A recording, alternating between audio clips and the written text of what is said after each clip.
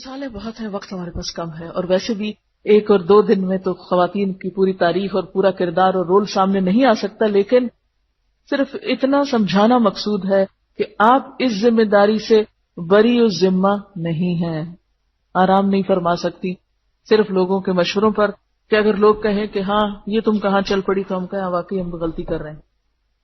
اچھا، آخری چیز جو ہمارے لیے کوئی قابل تقلید مثال نہیں، لیکن جب دنیا میں ایسا ہو رہا ہو تو ہمیں بھی سوچنے کی ضرورت.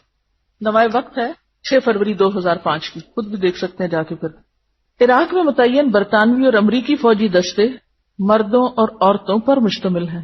عراق میں متعین فوجی دستے امریکی اور برطانوی مردوں اور عورتوں پر مشتمل ہیں. یہ فوجی نہ چاہتے ہوئے بھی عراقیوں کو مارنے پہ مجبور ہیں.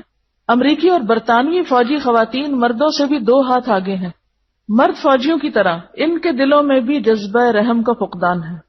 تاہم خواتین موجودہ صورتحال سے سخت نالاں ہیں. ان میں سے کچھ غیر شادی شدہ ہیں، کچھ بچوں کی مائیں ہیں. یہ فوجی خواتین کون ہیں؟ بچوں کی مائیں، جو ایک عرصے سے عراق میں متعین ہیں. گھر نہیں گئی، بچوں کو نہیں دیکھا. جنگ کے متعلق ان کے تاثرات کچھ اچھے نہیں، کیونکہ مزاحمت ختم ہونے کا نام نہیں لیتی. امریکن خاتون فوجی برانلی ولیامز کا کہنا ہے کہ 2004 کی سرگرمیوں میں اس کی یہاں تعیناتی ہوئی تھی. اس کا کہنا ہے کہ اس کا خاوند بھی عراقی میں تعینات ہے. اس کا 1.25 سالہ بچہ کولوراڈو میں ہے. وہ ابھی تک دوبارہ اس کو دیکھ ہی نہیں سکی. وہ ماں ہونے کے ناطے بچے کو دیکھنا چاہتی ہے، مگر اپنے فرض کے سبب مجبور ہے. اپنے فرض کے سبب مجبور محض ہے، صرف مجبور نہیں، مجبور محض ہے. جبکہ فوجی قیادت اسے امریکہ جانے کی اجازت نہیں دیتی، اجازت نہیں واپس جانے کی. وہ عراق سے نہیں جا سکتی.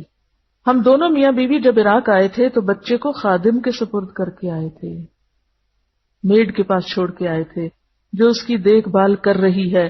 مگر ماں جس طرح دیکھ بھال کر سکتی ہے، دوسرا شخص کس طرح اس کی نگرانی کر سکتا ہے. اس میں اور بھی تفصیلات ہیں. 19 ایئرس کی ایک لڑکی ہے. یہ خاتون فوجی نانا تالی کی عمر 19 سال کے لگ بھگ ہے. شی از اونلی 19. آپ کہتے ہیں نا کہ ابھی تو ہم بہت چھوٹے ہیں، ہاں ابھی تو کھیلنے کودنے کے دن ہیں. وہ فوج میں بھرتی ہو کر دوسرے ملک میں جنگ لڑ رہی ہے، جنگ. مجلہ کا فوٹوگرافر انٹرویو کے لیے اس کی تصاویر لے رہا تھا تو وہ گھبرائی ہوئی تھی. مجلہ کے صحافی کو انٹرویو دیتے وقت شرما رہی تھی، کیونکہ فطرت میں ہے نا، اور سوالوں کے جواب بہت آہستہ آواز میں دے رہی تھی. اس نے بتایا کہ اس کی ڈیوٹی ابو غریب جیل کے نواح میں لگائی گئی تھی. ابو غریب جیل کا بھی آپ نے سنا ہوگا کہ جہاں مسلمان عورتوں کے ساتھ کیا بیت رہی ہے. یہ جگہ خوفناک تھی کیونکہ یہاں امریکی طیارے اکثر بمباری کرتے رہتے تھے. سچویشن دیکھیں، خود کو وہاں رکھیں. کہتے ہیں کہ یہ جگہ بہت خوفناک تھی، یہ لڑکی 19 سالہ، کیونکہ امریکی طیارے اکثر بمباری کرتے رہتے تھے اور ہمیں ہر وقت یہ ڈر لگتا تھا کہیں ہم بھی بمباری کی زد میں نہ آ جائیں. بغداد میں سخت گرمی پڑتی ہے اور گرمی میں پانی پی پی کر اس کا برا حال ہو جاتا ہے، کیونکہ ان کی نیچر اور طرح کی ہے، اور جگہوں سے آئے. اس سوال کے جواب میں کہ ڈیوٹی سے فارغ ہو کر کیسے وقت گزارتی ہیں، اس نے کہا کہ فارغ ہونے کے بعد وہ فوجی کلب میں چلی جاتی ہیں اور ساتھی خواتین سے گپ شپ کرتی ہیں، جس سے انہیں سکون حاصل ہوتا ہے. کلب میں وہ کھانوں اور مشروبات سے لطف اندوز ہوتی ہیں اور پھر واپس آ کے سو جاتی ہیں. اگلے دن پھر ڈیوٹی سنبھال لیتی ہیں. یہی اس کا معمول ہے. اتوار کے دن وہ جم خانے اور پھر سیر کے لیے محفوظ علاقوں میں اپنی دوستوں کے ساتھ چلی جاتی ہے. اس کا کہنا ہے کہ فرصت کے وقت امریکہ میں اپنے والدین اور دوستوں کو خط لکھتی ہے یا فون کرتی ہے، مگر تنہائی اسے کاٹ کھانے کو دوڑتی ہے. وہ اپنے چھوٹے بھائی مارک کو بہت یاد کرتی ہے جو اس کے ساتھ کھیلا کرتا تھا اور کبھی غصے میں آ کر اس پر ہاتھ بھی چلایا کرتا تھا. وہ وقت اسے بہت یاد آتا ہے. وہ چاہتی کہ واپس امریکہ جائے، اپنے والدین اور بھائی بہنوں سے ملے، مگر وہ فرض کے ہاتھوں مجبور ہے. یہ کس نے ان پہ فرض عائد کیا ہے؟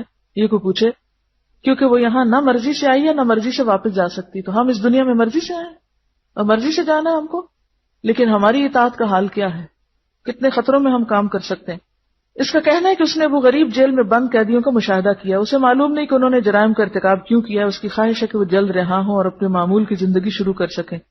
اس کا مشاہدہ ہے کہ عرب ایک جنگجو قوم ہے، مراد اس کی یہ ہے. اس کا کہنا ہے کہ اس وقت عراق میں خوراک کی کمی ہے، عوام بھوکے مر رہے ہیں اور ان کو خوراک درکار ہے. اس نے کہا وہ سمجھتے کہ عراقیوں کو گولیاں مارنے کی بجائے ان کو خوراک مہیا کرنے کا کام زیادہ اہم ہے.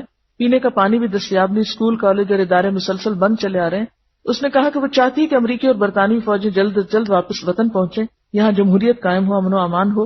عوام کو پہلے ایک فوجی عامر نے جوڑ کے رکھ دیا. صدام حسین کے دور صدارت میں کسی کی عزت جان مال محفوظ نہیں تھی اور اب افراتفری اور دوسرے مصیبتوں نے عراقیوں کی کمر توڑ دی. وہ چاہتی ہے کہ اپنے ملک واپس چلے جائے اور عراق کی قسمت کا فیصلہ عراقی عوام کے سپرد کر دیا جائے. اس کا کہنا ہے کہ جنگ نے عراق کو مزید تباہی سے دوچار کر دیا. تیل نکالنے کا کام بند ہو چکا ہے. اناج اگانے کے مواقع بھی محدود ہیں، اس لیے عوام بھوکے مر رہے ہیں، اس کا تدارک ہونا چاہیے. اور اسی طرح اور بھی خواتین کے انہوں نے کچھ انٹرویوز وغیرہ دیے ہوئے ہیں. بہرحال کہنے کا مطلب یہ تھا کہ جب دنیا میں ایسی نوبت آ جائے، ایسے حالات پیدا ہو جائیں کہ مسلمانوں کو ختم کرنے کے لیے مرد تو کیا عورتیں بھی، تو پھر اس وقت مسلمان عورتوں کو بیوٹی پارلرز میں بیٹھنا چاہیے اور درزیوں کے چکر لگانے چاہیے اور سارا دن سونا چاہیے اور صرف کافی پارٹیز کا ہی دھیان رکھنا چاہیے، اور اس سے ساری دنیا کے مسائل حل ہو جائیں گے.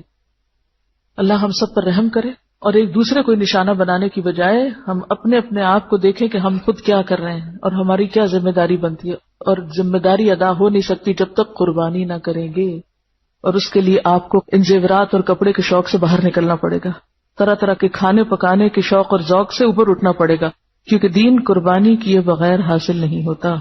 اور دنیا میں اگر واقعی ہم پیس چاہتے ہیں تو اس کی ابتدا اپنی ذات اور گھر سے کیجیے، اپنے رشتہ داروں اور خاندان سے کیجیے، اور پھر وہ دائرہ پھیلتا پھیلتا باقی دنیا تک بھی جائے گا.